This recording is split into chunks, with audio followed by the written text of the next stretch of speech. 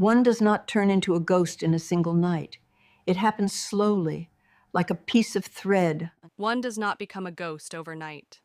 It happens gradually, like a thread unraveling, until one day you look down and no longer recognize yourself. I remember the long, quiet nights when the silence felt so heavy, it seemed like another person in the room. I would lie there, listening to the distant hum of the city, trying to recall my husband's laughter.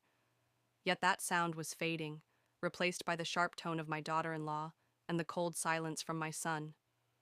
It felt like I was no longer a mother, no longer a woman. I had become a shadow in a place I once thought was home. Each day reminded me of how little I mattered in that house. I learned not to touch the fridge without asking, not to sit in the living room when they were there, and not to watch television unless the volume was almost off. At dinner, I chewed in silence as Kimberly talked about traffic or money, never asking about my day. Walter, my son, asked the same empty questions every night. Did you take your medicine, Mom? Do you need anything? He stared at his phone while he spoke, his voice flat like the walls around us. The only warmth I felt came from my grandson, who sometimes sat in my lap when his mother wasn't looking. He would hug me and whisper, "Grandma, you smell like old books." To him, it was love. To her, it was just a reason to frown, a reminder that I did not belong.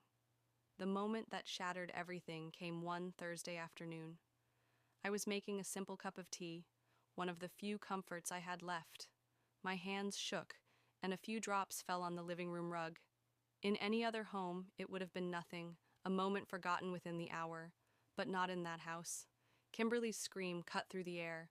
She accused me of ruining her imported rug and her perfect home.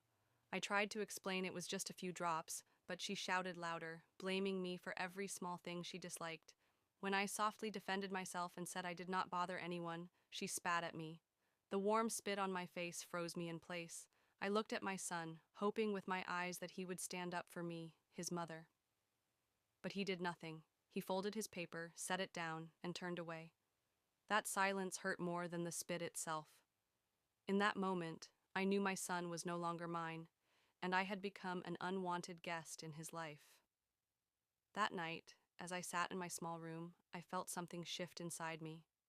For 2 years, I had accepted the walls they built around me, thinking I had no choice. But sitting there with my face still burning, I realized a prison only holds you if you accept it. If you refuse, the door opens. I thought of Arthur, my husband, and how he used to tell me, "You are stronger than you know." I thought of the years I raised Walter alone, working on my embroidery and surviving when life tried to break me. A spark ignited within me. I no longer saw myself as a ghost. I was still alive, still breathing, still capable of shaping a new life.